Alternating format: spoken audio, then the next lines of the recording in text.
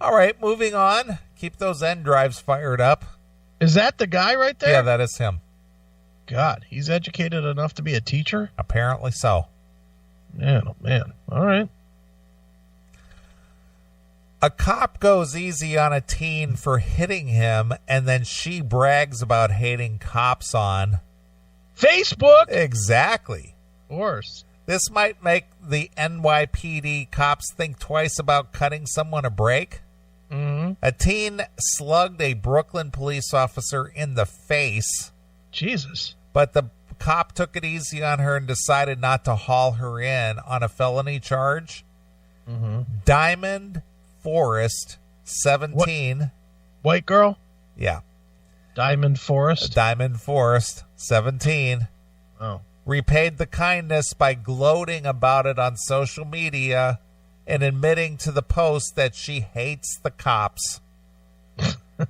The unidentified housing officer was among several cops who responded to an apartment in East New York where the 5'4", 170-pound teen That seems reasonable. was acting in a violent and threatening manner. Forrest allegedly punched the cop, then said, "I'm sorry I hit you, officer." Fucking asshole.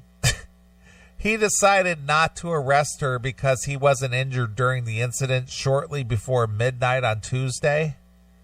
Forrest was slapped with a summons for disorderly conduct, a violation punishable by a maximum of 15 days in jail, instead of a more serious offense like a second-degree assault on a police officer. The crime is a felony punishable by up to 7 years in prison, but the mandatory minimum of 2 years. Wow. According to the incident, Forrest wrote on Facebook? "I duffed like 3 cops today. I'm glad they let me go," along with a crying emoji. You are garbage. Her Facebook page also featured a photo posted on October that shows her holding up her middle finger alongside a 75th Precinct police cruiser. Fuck you. 75th Precinct is horrible, Forrest told the Post. "I don't like them. I don't like how they go about things. It's despicable and horrible." So fucking what? Forrest said she called for help on Tuesday night because I was having trouble with my boyfriend's brother. Okay. I called for help, but when they came in acting rough and pushed me out of the way. They hit me first. That's why they didn't arrest me. I hit one of them by accident, she added. Forrest also claimed she was put into handcuffs and sent the Post a photo of thin, raised marks around her right wrist. So what? When did we get into this world that actually getting a fucking welt on you is like punishable by death? Everything's abuse, man. I mean, come on. You know, that's just stupid. They gave me a ticket and told me to behave for the next 6 months, she said. The head of the NYPD Sergeants Union said he'd never heard of anyone avoiding arrest for attack of a police officer. Wow. We're sending a message that it's okay to punch the police officer, he fumed. This never would have happened 30 years ago. Jerkass! Exactly.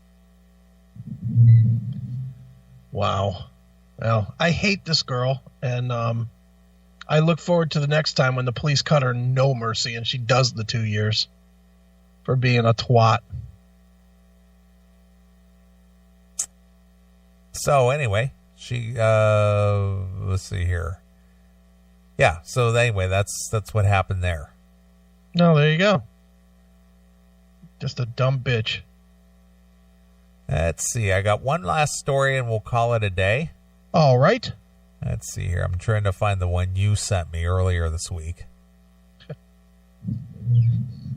Let me see here.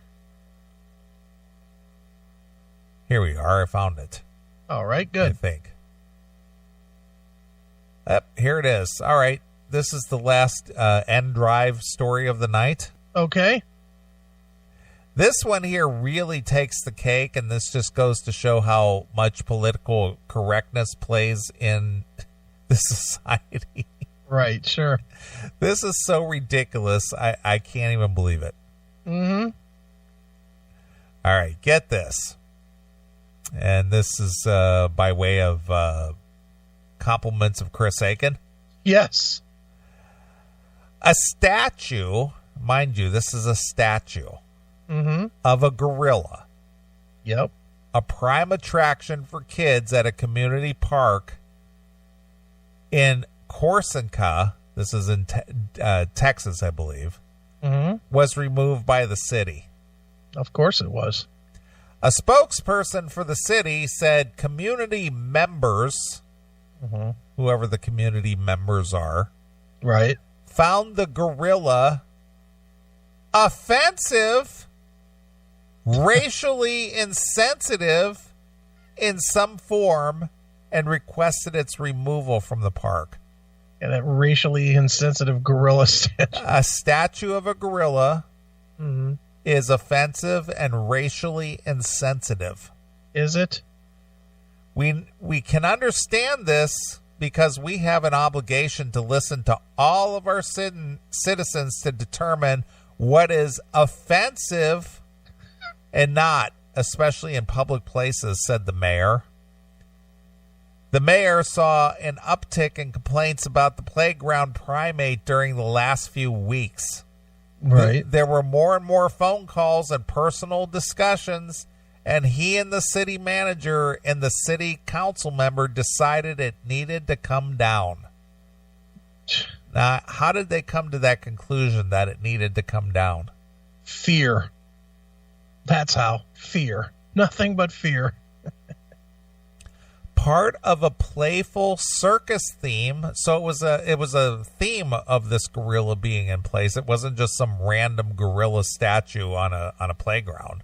Right. It was part of a themed playground. The man-made gorilla held its ground for, get this, 19 years. All that time, racism just running rampant on that park. So this statue of this gorilla has been on this playground for 19 years. It was caged since it was reinforced, and it was caged since it wasn't reinforced, and they were concerned that it could fall over if the kids climbed on it. I see what they're doing there, trying to represent the black man in jail. I see what's going on. I'm glad they removed this statue. It's very offensive. Well, most would say he never bothered anyone, giving only joy to the children whose imaginations are anything but politically correct. But now in its absence, memorials and growing crowds at sit-ins filled the void. A protester sits in the cage, refusing to move until the gorilla is returned. Don't waste my motherfucking time! The mayor said he's open to the gorilla returning in some form due to the backlash from the people who don't support the decision to remove it. So this guy is so reactionary that a couple people complained and he moved it, and now a couple more people complained about removing it, so he's going to put it back? Exactly. And then when they complain again about it coming back, is he going to remove it again? Probably. What a fucking weak. How do you become that? How do you become the mayor when you're that weak? I don't know. That's just. How does that even happen? That's just poor. It was a little strange, a little random, very unexpected, one protester told CBS 11 News. Those in opposition said that they would have liked at least to weigh in on the decision. A Facebook page called In Memory of Dobie, I guess that was the gorilla's name, was started in memory of the gorilla. Fans shared their memories and posted pictures of it too. All right, I'm just going to say this part. While I think that it is retarded that they even gave this complaint any amount of energy, let alone actually removing the statue, The fact that there are people that have enough time to build a Facebook page and then fucking post stories is absolutely sad. That anybody would do that. That's just pathetic. It's a fucking piece of plastic in a park. Yeah. You know, the last I looked, there were no memorials to a fucking teeter-totter being taken out of a park. Come on already. This is so backwoods bullshit. I can't believe this is Texas. They're usually a little more advanced than that. Well, the problem I have with this story is that by removing the gorilla, the city is acknowledging that the gorilla represents a minority. Correct. So they're giving weight to the fact that black people look like primates. Right. So in essence, aren't they being racist by removing it? They are, of course. I think Mayor Ooze is the problem. Look at what Mayor Ooze. I see that. That's brutal. Ooze. Jesus Christ. Do you want to hear the actual news report? Yes, I do. All right, let's see what the news report has to say. Okay. Debate tonight in Corsicana. The city removed the park statue this week out of concerns it was racially insensitive. We've got Jason Allen live for us tonight. I know that you learned that the backlash, though, has opened the door to the possibility of the gorilla coming back. It has, Doug. In fact, one city council member told me that there will be a gorilla, but it will not be in a cage. Of course, they do have a cage here tonight, and it is covered in notes and balloons and flowers, some of it kind of in a joking manner, but some of it serious from people who are upset that they did not get a say in this decision. After 19 years of climbing on the gorilla cage at Corsicana's community park, kids were surprised this week to find the gorilla gone. The gorilla.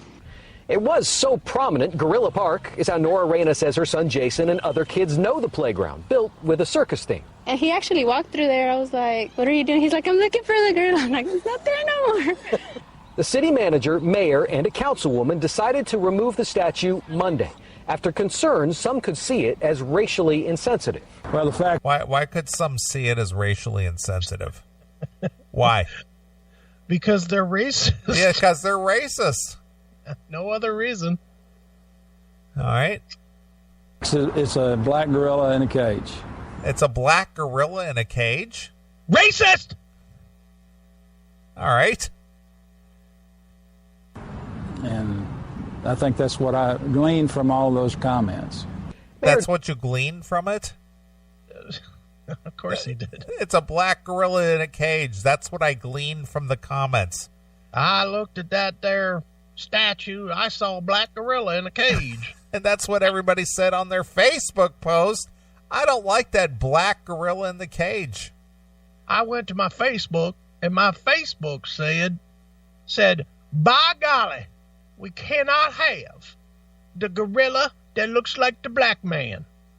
That be racist and shit. So I took the gorilla out the cage.